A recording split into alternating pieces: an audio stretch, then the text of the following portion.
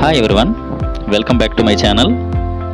ఈ వీడియోలో మనం 7వ తరగతి సోషల్ స్టడీస్ మొదటి లెసన్ విశ్వం మరియు భూమి లెసన్లోని line to line bits discuss చేద్దాం. ఈ బిట్స్ NMMS ఎగ్జామ్తో పాటు టెట్ మరియు DSC పరీక్షలకు కూడా ఉపయుక్తంగా ఉంటాయి. జీవరాశులు ఉన్న ఏకైక గ్రహం భూమి. ఊహించలేని అనేక అంశాలు కలిగి ఉన్న విస్తారమైన అంతరిక్షాన్ని విశ్వం అంటారు. విశ్వాన్ని అధ్యయనం చేసే శాస్త్రాన్ని ఖగోళ శాస్త్రం అంటారు.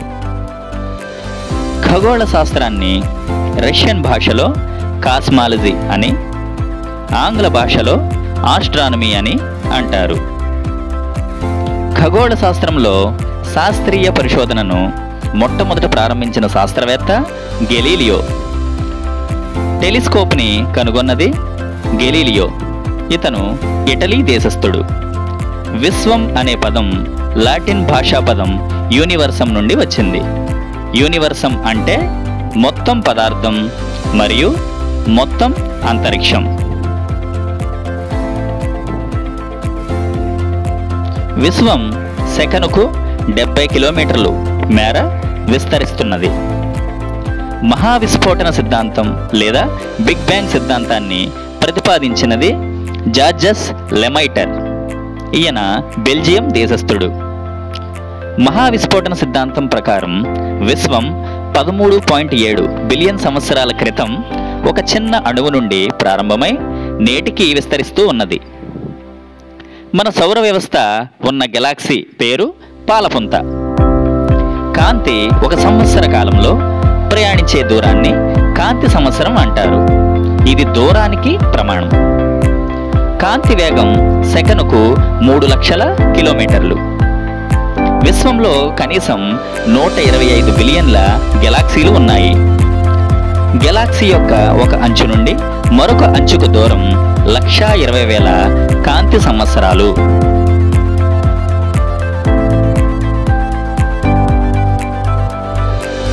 సూర్యుడు 8 గ్రహాలు, ఉపగ్రహాలు, తోకచుక్కలు, గ్రహ శకలాలు మరియు ఉల్కలను కలిపి సౌర వ్యవస్థ లేదా సౌర కుటుంబం అని పిలుస్తారు. 4.6 బిలియన్ సంవత్సరాల క్రితమే మన సౌర కుటుంబం ఆవిర్భవించింది. విశ్వానికి భూమి కేంద్రం అని నమ్మే సిద్ధాంతం భూకేంద్రక సిద్ధాంతం. భూకేంద్రక సిద్ధాంతాన్ని ప్రతిపాదించిన శాస్త్రవేత్త టాలమీ. ఇతను ఈజిప్ట్ దేశస్థుడు. సూర్యుని చుట్టూ గ్రహాలు, ఉపగ్రహాలు, ఇతర ఖగోళ వస్తువులు తిరుగుతాయని చెప్పే సిద్ధాంతం సూర్యకేంద్రక సిద్ధాంతం. సూర్యకేంద్రక సిద్ధాంతాన్ని ప్రతిపాదించిన శాస్త్రవేత్త కోపర్నికస్. ఇతను పోలాండ్ దేశస్థుడు. నిహారిక పరికల్పన సిద్ధాంతం లేదా నెబ్యులర్ పరికల్పన సిద్ధాంతాన్ని ప్రతిపాదించిన శాస్త్రవేత్త ఇమ్మాన్యుయల్ కాంట్.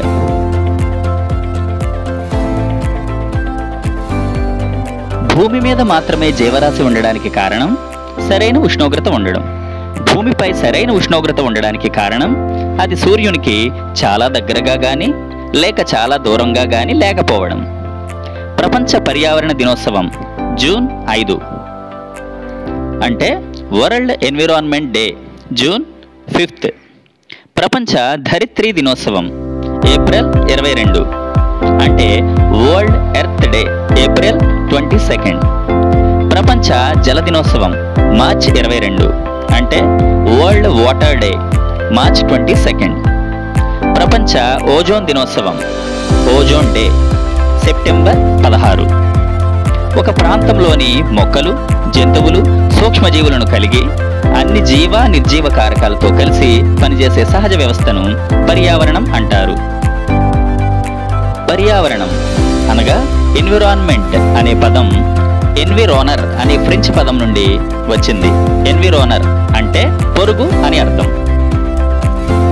పర్యావరణంలో సహజ, మానవ నిర్మిత అనే 3 అంశాలు ఉంటాయి. భూమి యొక్క సహజ ఆవరణములు 4. అవి 1 శిలావరణం, 2 జలావరణం, 3 వాతావరణం, 4 జీవావరణం. భూమి యొక్క రాతి పొరను శిలావరణం లేదా లిథోస్పియర్ అంటారు. శిలావరణం లేదా లిథోస్పియర్ అనే పదం లిథో మరియు స్పైరా అనే గ్రీకు పదాల నుండి వచ్చింది.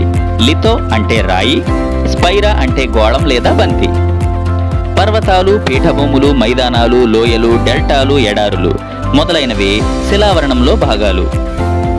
భూమి అంతర్భాగము 3 పొరలను కలిగి ఉంది. అవి 1 భూపటలము, 2 భూప్రావారము, 3 భూకేంద్రము. వ్యవసాయం, నివాసం, ఖనిజాలు, అడవులు, గడ్డి భూములను అందించే ఆవరణం శిలావరణం. భూమి ఉపరితలంపై గల నీటి వనరులను అన్నిటినీ కలిపి జలావరణం లేదా హైడ్రోస్పియర్ అంటారు. భూమిని జలయుత గ్రహం అని పిలుస్తారు. భూమి యొక్క ఉపరితలం సుమారు 2/3 వంతు అనగా 71% నీటితో ఆవరించబడి ఉంది. భూమి ఉపరితలంపై మనకు ఉపయోగపడే మంచినీటి శాతం 1% మాత్రమే.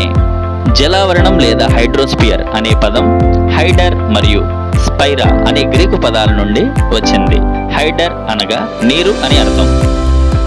భూమి చుట్టూ ఆవరించబడి ఉన్న గాలి యొక్క పలుచని పొరను వాతావరణం లేదా అట్మాస్ఫియర్ అంటారు. వాతావరణంలో నైట్రోజన్ శాతం 78%, ఆక్సిజన్ శాతం 21%, కార్బన్ డైఆక్సైడ్ శాతం 0.03%, ఆర్గాన్ శాతం 0.93%, ఇతర వాయువుల శాతం 0.04%. ప్రాణవాయువుగా పిలువబడే వాయువు ఆక్సిజన్. వాతావరణంలో 5 పొరలు ఉంటాయి. అవి 1 ట్రోపో ఆవరణం, 2 స్ట్రాటో ఆవరణం, 3 మీసో ఆవరణం, 4 థెర్మో ఆవరణం, 5 ఎక్సో ఆవరణం. సమస్త జీవరాశులకు కావాల్సిన ఆక్సిజన్ మరియు మొక్కలకు కావాల్సిన కార్బన్ డైఆక్సైడ్లు వాతావరణంలోనే లభిస్తాయి. సూక్ష్మజీవులు, మొక్కలు, జంతువులు మరియు మానవులు కలిసి ఉండే ఆవరణాన్ని జీవావరణం లేదా బయోస్పియర్ అంటారు. జీవావరణం బయోస్పియర్ అనే పదం గ్రీకు పదాలైన బయోస్ మరియు స్పైరా నుండి వచ్చింది. బయోస్ అంటే జీవం. వ్యక్తి, కుటుంబం, సమాజం, మత, విద్య, ఆర్థిక, రాజకీయ పరిస్థితులు మానవ పర్యావరణంలోని అంశాలు. భవనాలు, కర్మాగారాలు, ఉద్యానవనాలు, రోడ్లు, వంతెనలు, ప్రాజెక్టులు మానవ నిర్మిత పర్యావరణంలోని అంశాలు. పర్యావరణంలోకి వివిధ రకాల మలినాలు చేరడాన్ని కాలుష్యం అంటారు. బూడిద, ఉప్పు కణాలు, పొగ, ఆమ్లవర్షాలు, ఇంధన వినియోగం, పారిశ్రామిక ధూళి, క్లోరోఫ్లోరో కార్బన్లు వాయు కాలుష్య కారకాలు. సిఎఫ్సి అనగా క్లోరో ఫ్లోరో కార్బన్లు. వాయు కాలుష్యం వలన భూగోళం వేడెక్కడం, ఆమ్లవర్షాలు కురవడం, వాతావరణంలో మార్పులు రావడం వంటివి సంభవిస్తున్నాయి. నీటి నాణ్యతలో మార్పు కలిగి దాని వల్ల జీవులపై దుష్ప్రభావం కలిగితే దానిని నీటి కాలుష్యం అంటారు. స్వల్ప లేదా దీర్ఘకాలికంగా సంభవించే తీవ్రమైన అంతరాయాన్ని విపత్తు లేదా డిజాస్టర్ అంటారు. కరువు, భూకంపాలు, వరదలు, సునామీ మొదలైనవి ప్రకృతి విపత్తులకు ఉదాహరణలు. ఏదైనా విపత్తును నివారించడానికి గాను ప్రణాళిక రూపొందించి అమలు చేయడాన్ని విపత్తు నిర్వహణ లేదా డిజాస్టర్ మేనేజ్మెంట్ అంటారు. 10వ పంచవర్ష ప్రణాళికలో మొదటిసారిగా విపత్తు నిర్వహణను అభివృద్ధి అంశంగా నిర్ణయించారు. పారిశ్రామిక రంగంలో వచ్చిన ఆకస్మిక మార్పులను పారిశ్రామిక విప్లవం అంటారు. విశ్వంలో 2 వస్తువుల మధ్య ఉన్న ఆకర్షణ శక్తిని గురుత్వాకర్షణ శక్తి అంటారు. భూమి అంతర్భాగంలో అకస్మాత్తుగా విడుదలైన తరంగాల ప్రభావంతో భూమి ఉపరితలం కంపించడాన్ని భూకంపం అంటారు. విపత్తు నిర్వహణ ప్రధానంగా ప్రకృతి వైపరీత్యాలతో బాధపడుతున్న ప్రజలకు ఉపశమనం మరియు పునరావాసం కల్పించడానికి సంబంధించినది. విపత్తులు ప్రధానంగా 2 రకాలు. అవి 1 ప్రకృతి విపత్తులు, 2 మానవకారక విపత్తులు. ఈ వీడియో ఉపయోగకరంగా ఉందని మీరు భావిస్తే ఈ వీడియోని లైక్, షేర్ చేయండి. మరిన్ని వీడియోల కోసం మన ఛానల్ సబ్స్క్రైబ్ చేయండి. Thank you.